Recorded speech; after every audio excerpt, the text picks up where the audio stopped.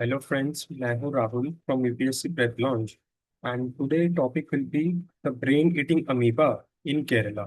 केरला में एक brain eating amoeba spot किया गया है जिसकी वजह से 19 पीपल की डेथ हो गई है। तो हम इसके बारे में जानते हैं कि इसके क्या क्या कॉजेज रहे होंगे, क्या क्या इम्पैक्ट्स हैं ये क्रिएट करता है और गवर्नमेंट का पॉलिसी रिस्पॉन्स क्या रहा है। पहले हम जानते हैं कि ये है क्या।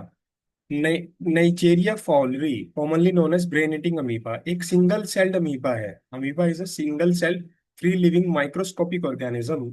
ये बेसिकली वाटर में पाया जाता है। जैसे हम स्विमिंग के लिए जाते हैं तो उस फ्रेश वाटर एनवायरनमेंट में, वार्म फ्रेश वाटर एनवायरनमेंट में पाया जाता है ये अमीबा जो है।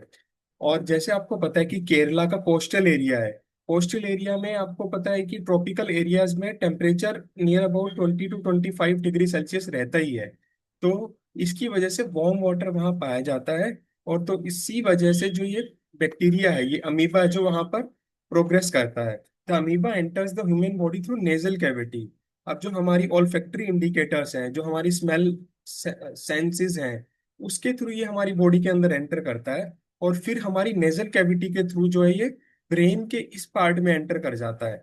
अगर ब्रेन में एंटर कर गया यहाँ पर जो है, तो ये हमारी नर्व्स को इम्पेक्ट करता है। जो सेलुलर नर्व्स होती है, बहुत ही बारीक नर्व्स होती है हमारी ब्रेन्स की, तो वहां पर इम्पेक्ट करता है। Thrives in warm water, nasal entry route travel through the olfactory nerves, brain invasion, this is the main reason for causing the death is ये ब्रेन का जो फ्रंटल कॉर्टेक्स होता है, जो यहाँ पर होता है, जो यहाँ पर होता है ब्रेन का फ्रंटल कॉर्टेक्स, वहां पर इन्फ्लेमेशन क्रिएट कर देता है, स्वेलिंग आ जाती है, destruction of brain tissue with in days. सबसे बुरी बात यह है ना, इसका पता भी नहीं चलता कि बीमारी का, हम लोग सोचते हैं कि आम छोटा सा वायरस है। तो हम इसकी वजह से जो शुरू में हेडेक होता है, फीवर आता है, तो हम उसकी तरफ ध्यान नहीं देते हैं। जो बीमारी का नाम है प्राइमरी, वो तो एक अमीबा नाम था उसका, नाइजेरिया फॉलोरी। मगर जो बीमारी का नाम है प्राइमरी अमीबिक मेनिंगो एनसेफेलाइटिस। एनसेफेलाइटिस जो है आपको हमेशा देखने को मिलेगा, माइक्रो एनसेफेलाइटिस है। तो एक तरह से ब्रेन की स्वेलिंग होती है। तो इसमें फीवर आना, सीजर आना, हेलुसिनेशन होना।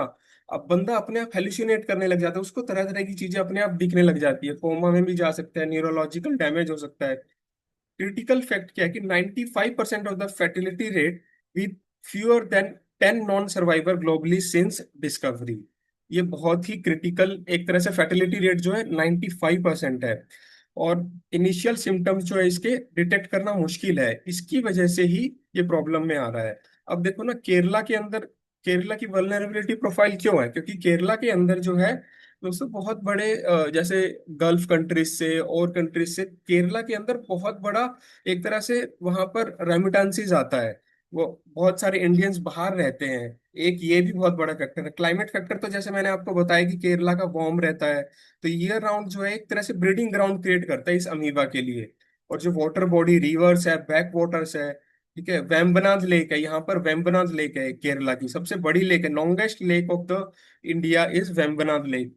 तो वहां पर अगर आप बैथिंग के लिए जाते हो, डोमेस्टिक पर्पस के लिए जाते हो, तो वहां पर बच्चों को या फिर बड़ों को भी इम्पेक्ट कर रहा है। रिसेंट केसेस जो 2022 में आए थे, वहां पर भी ये ऐसा पहली बार नहीं हुआ है कि ये ब्रेन ईटिंग अमीबा जो है पहली बार देखा गया है। हालांकि बहुत कंसर्निंग प्रॉब्लम है ये, मगर ये पहले भी देखा जा चुका है, यूएसए वगैरह कंट्रीज में भी स्पोर्ट किया जाता है। पब्लिक हेल्थ सिस्टम का चैलेंज क्या क्या रहता है, केरला के हॉस्पिटल्स के ऊपर प्रेशर जो आएगा, या फिर जो भी इंफ्रास्ट्रक्चर रहेगा। अभी हमारे यहाँ ना डायग्नोस्टिक लिमिटेशंस है, चाहे केरला जो है हमारे हेल्थ इंडेक्स में नंबर 1 पर हो, मगर फिर भी वहां पर है तो प्रॉब्लम ना, लॉजिस्टिक प्रॉब्लम तो रहती है हर जगह फैसिलिटीज के अंदर।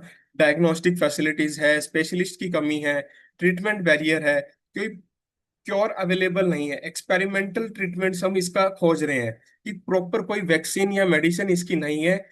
एम्फोटेरेसिन बी का यूज करके इसको, इसके सक्सेस रेट को रोका जाता है कि इस वायरस को रोकना है तो।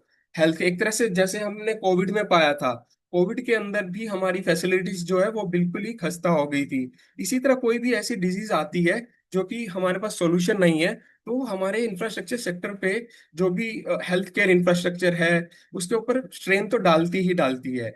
Intensive care requirement and high mortality rates create psychological and resource pressure. अब कोई बीमार बंदा है, उसको अगर ब्रेन में इन्फ्लेमेशन हो रहा है, तो ब्रेन ही सब कुछ है हमारा, तो उसको एक साइकोलॉजिकल प्रेशर रहता है। तो गवर्नमेंट का पॉलिसी रिस्पॉन्स क्या रहा है इस मामले को लेकर कि स्टेट लेवल, नेशनल लेवल और लोकल लेवल पे तीनों ने कोलैबोरेट करना पड़ेगा। पहली बात तो अगर तीनों कोलैबोरेशन से चलेंगे तभी ऐसी डिजीज से हम काबू पा सकते हैं। स्टेट हेल्थ डिपार्टमेंट है और उसको पब्लिक अवेयरनेस, लोकल लेवल पे स्टेट हेल्थ डिपार्टमेंट को सपोर्ट चाहिएगा इनका, लोकल लेवल का। और फिर एनसीडीसी जो है, national centre for disease control, वो एक मॉनिटरिंग प्रोटोकॉल डिसाइड करता है, सेंट्रल सेंट्रल गवर्नमेंट की तरफ से आता है, मिनिस्ट्री ऑफ हेल्थ की तरफ से। तो एक कॉम्प्रिहेंसिव सर्विलेंस मैकेनिज्म बनाना पड़ेगा कि केसेस को ट्रैक किया जा सके। कौन सी वाटर बॉडीज के अंदर ये वो सैंपल कलेक्ट करने होंगे कि कौन सी वाटर बॉडीज के अंदर ऐसा ऐसा अमीबा पाया गया है। अब इंटरनेशनल पर्सपेक्टिव क्या है? देखो, मैंने पहले ही बताया था कि यूनाइटेड स्टेट के अंदर 0 to 5 केसेस एनुअली रिपोर्ट होते हैं। अब इसकी जो है कॉम्प्रिहेंसिव सर्विलेंस किया जाता है। पाकिस्तान में भी रिपोर्ट किया गया था 2020 में कराची के अंदर। ऐसा नहीं है कि जैसे कोविड था एक कंटेगियस डिजीज थी, मगर ये ऐसा नहीं है, ये एक वाटर में ही पनपता है। तो डब्ल्यूएचओ की गाइडलाइन कहती है कि हमें सेफ्टी करनी पड़ेगी, environmental monitoring and rapid response system for the rare disease outbreak. आपके एग्जाम पॉइंट ऑफ व्यू से एक तो नाइजेरिया फॉलोरी जो इम्पोर्टेंट है, उस बैक्टीरिया का नाम क्या है, और वो सब चीजें इंपॉर्टेंट है। और आपके मेंस पॉइंट ऑफ व्यू से, mains examination point of view से, कि आप इस डिजीज को टैकल कैसे कर पाओगे, जैसे एनसीडीसी की हेल्प से या फिर स्टेट गवर्नमेंट को लोकल लेवल के साथ कॉम्प्रिहेंसिवली जो है डिजीज को कंट्रोल करना होगा। वे फॉरवर्ड क्या रहेगा हमारा? One health approach, prevention first, कि भाई पहले डिजीज को फैलने से रोकना, कि जो भी हमारी वाटर बॉडीज हैं उनको हम एक सेफ्टी प्रोटोकॉल के अंडर रखें। अवॉइड नेजल वाटर एंट्री, कि भाई स्विमिंग के लिए ना भेजे, बच्चों का स्पेशली ना भेजे। Use boiled and filter water. अगर बॉइल्ड वाटर यूज करते हैं तो बैक्टीरिया जो होता है, अमीबा जो होता है, सिंगल सेल होता है, यूनिसेलुलर होता है, तो वो एक तरह से डिस्ट्रॉय हो जाता है उसके अंदर। तो हमें highly hygiene standard environment maintain करना होगा। और फिर अगर हम लॉन्ग टर्म की पर्सपेक्टिव की बात करें, ये तो है हमारा शॉर्ट टर्म। अगर हम लॉन्ग टर्म पर्सपेक्टिव की बात करें तो हमें हमारे इंफ्रास्ट्रक्चर को स्ट्रेंथन करना होगा, कैपेबिलिटीज बढ़ानी होगी। अब देखो ना, केरला के अंदर 19 डेथ कम नहीं होती है, बहुत बड़ा अमाउंट है 19 भी। तो establish rapid response teams and improve surveillance mechanism बढ़ाना होगा। इंटीग्रेटेड अप्रोच, ये सबसे इंपॉर्टेंट पॉइंट है mains examination point of view से, कि इंटीग्रेटेड अप्रोच हमें फॉलो करनी होगी। कि अगर यहाँ पर एनिमल्स हैं, अगर यहाँ पर बर्ड्स हैं और यहाँ पर ह्यूमंस हैं, तो सबको सबको साथ लेकर चलना होगा। भाई सबका साथ लेकर चलना होगा, तभी हम कोई कॉम्प्रिहेंसिव डिसीजन मेकिंग कर सकते हैं। पॉलिसी इंप्लीमेंटेशन के कम्युनिटी सिविल सोसाइटी पार्टिसिपेशन जरूरी है। तो ये सब चीजें हमारे लिए बहुत जरूरी है अगर हमें इस डिजीज को कंट्रोल में करना है। So I hope do you like this presentation, and do like, share, and subscribe us on the YouTube channel. And if any review, please drop to us and message on the Telegram channel. Thank you.